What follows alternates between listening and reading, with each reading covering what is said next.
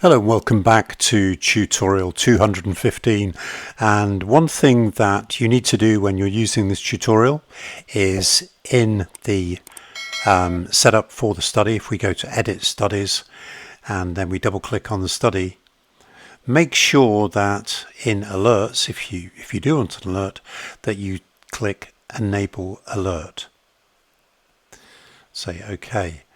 The other thing I just wanted to re-show you is what happens when we do get an alert. In other words, when the MACD line crosses the line we draw on the chart. So I'm just going to draw a horizontal line on the chart. I'm going to put it pretty close to the MACD line, so we should get across fairly quickly.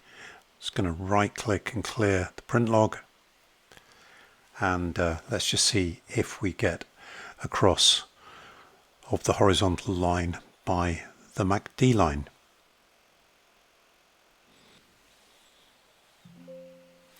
Okay, so there you can see we've got an alert coming up.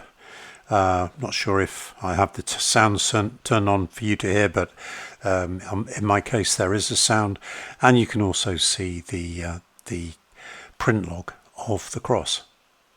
Thank you.